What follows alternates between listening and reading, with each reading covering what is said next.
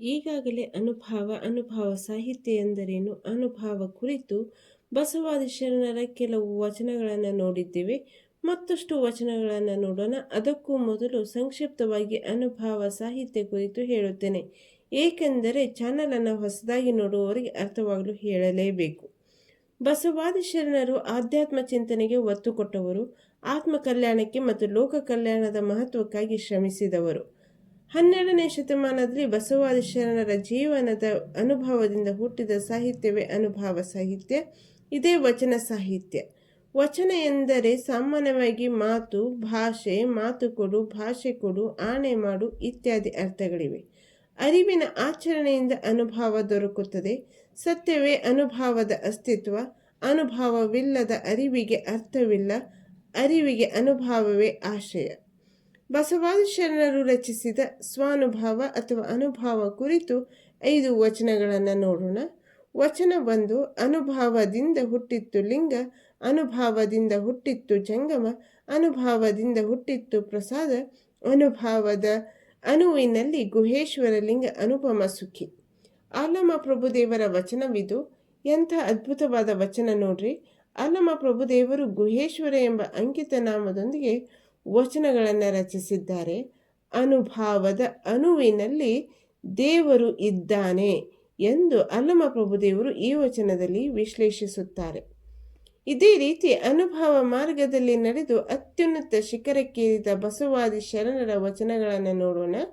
ತಪ್ಪದ ಚಾನಲನ್ನು ಸಬ್ಸ್ಕ್ರೈಬ್ ಮಾಡಿರಿ, ಹಾಗೆ ವಿಡಿಯೋನ ಲೈಕ್ ಮಾಡಿರಿ. ವಚನ 2. ಅನುಭವವಿಲ್ಲದೆ ಈ ತನು ಎಳತಟವಾದುದಯ್ಯ, ಅನುಭವವೇ ತನುವಿಂಗೆ ಆಧಾರ, ಅನುಭಾವಿಗಳ ಅನುಭವ ಮನವಾದೆ ವೇಧಿಸಿದವರಿಗೆ ಜನನವಿಲ್ಲ ಕಾರಣ. ರಾಮನಾಥ. ಜೇಡ ದಾಸಿಮಯ್ಯನವರ ವಚನವಿದು. ರಾಮನಾಥ ಎಂಬ ಅಂಕಿತ ನಾಮದೊಂದಿಗೆ ಜೇಡರ ದಾಸಿಮಯ್ಯನವರು ವಚನಗಳನ್ನು ರಚಿಸಿದ್ದಾರೆ. ಅನುಭಾವಿಗಳ ಅನುಭವವನ್ನು ಮನಸಾರೆ ಪಾಲಿಸಿದರೆ ಅವರೆಲ್ಲ ಮರಣ ಗೆದ್ದ ಮಹಾಂತರು, ಶಿವನಲ್ಲಿ ಬೆರೆತು ಒಂದಾದವರು ಎಂದು ಅನುಭವ ಕುರಿತು ಜೇಡರ ದಾಸಿಮಯ್ಯನವರು ಹೇಳುತ್ತಾರೆ. ವಚನ 3. ಅಡವಿಯೊಳಗರಸುವಡೆ ಸಿಡಿಗಂಟಿತ್ತಾನಲ್ಲ, ಮಡವಿನೊಳಗರಸುವಡೆ ಮತ್ಸ್ಯ ಮಂಡೂಕನಲ್ಲ, ಒಡಲ ದಂಡಿಸುವಡೆ ಕೊಡುವ ಸಾಲಿಗನಲ್ಲ, ಅಷ್ಟತನುವಿನೊಳಗೆ ಹುದಗಿರ್ಪ ಲಿಂಗವ ನಿಲುಕಿ ನೋಡಿಯೇ ನ ಕಂಡ ನಂಬಿಗ ಚೌಡಯ್ಯ. ಅಂಬಿಗ ಚೌಡಯ್ಯನವರ ವಚನವಿದು. ಅಂಬಿಗ ಚೌಡಯ್ಯ ಎಂದು ತಮ್ಮ ಹೆಸರನ್ನೇ ಅಂಕಿತನಾಮವನ್ನಾಗಿ ಬಳಸಿಕೊಂಡು ಅಂಬಿಗರ ಚೌಡಯ್ಯನವರು ವಚನಗಳನ್ನು ರಚಿಸಿದ್ದಾರೆ. ಬಾಹ್ಯದಲ್ಲಿ ಸಿಗದ ಪರಮಾತ್ಮ ಅಷ್ಟತನುವಿನೊಳಗೆ ಹುದುಗಿದ್ದಾನೆಂದು ಅಂಬಿಗ ಚೌಡಯ್ಯನವರು ಈ ವಚನದಲ್ಲಿ ತಿಳಿಸುತ್ತಾರೆ. ವಚನ 4. ಉಲಿಗರ ಮಾತು ಉಲಿಗರ ತೋಟ ಎತ್ತ, ಲಿಂಗಾನುಭಾವದ ರಹಸ್ಯದ ವಾಕ್ಯವೆತ್ತ, ಸಂತೆಯೊಳಗೆ ಸಮಾಧಿಯುಂಟೆ ಮರುಳೆ, ಲಿಂಗಾನುಭಾವದ ಮಹಾನುಭಾವ ಸದ್ಭಕ್ತ ವಿರಕ್ತ ವೀರ ಮಾಹೇಶ್ವರರೆಂಬ ಶಿವಯುತರಿಗಲ್ಲದೆ ಹೊರವೇಷದಲ್ಲಿ ನಾಮ ರೂಪು ಕ್ರಿಯೆವಿಡಿದು ವಾಗ್ಭ್ರಮಿಗಳೆನಿಸುವ ವಾಚಾಳಕರಿಗೆಲ್ಲಿಯದೋ ಅದೆಂತೋ ಅದೆತ್ತನ ಸುದ್ದಿಯೋ ಕೂಡಲ ಚನ್ನ ಸಂಗಮ ದೇವ. ಚನ್ನಬಸವಣ್ಣನವರ ವಚನವಿದು. ಎಂಥ ಅದ್ಭುತವಾದ ವಚನವಿದು ನೋಡ್ರಿ.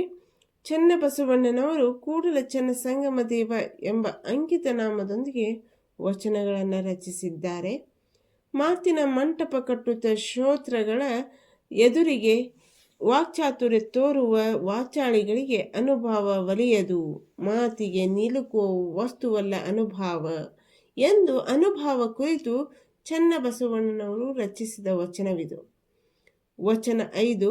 ಹುಟ್ಟಿದ ನೆಲೆಯ ತೃಷ್ಣೆ ಬಿಡದವರಿಗೆ ಲಿಂಗದ ಅನುಭವ ಬೇಕು, ಮಾತಿನ ಮಹಂತರು ಹಿರಿಯರು, ಗುಹೇಶ್ವರನೆಂಬ ಲಿಂಗಸಾರಾಯ ತೋರದು ಬಹುಮುಖಿಗಳಿಗೆ.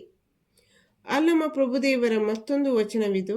ಅಲ್ಲಮ ಪ್ರಭುದೇವರು ಗುಹೇಶ್ವರ ಎಂಬ ಅಂಕಿತ ನಾಮದೊಂದಿಗೆ ವಚನಗಳನ್ನು ರಚಿಸಿದ್ದಾರೆ.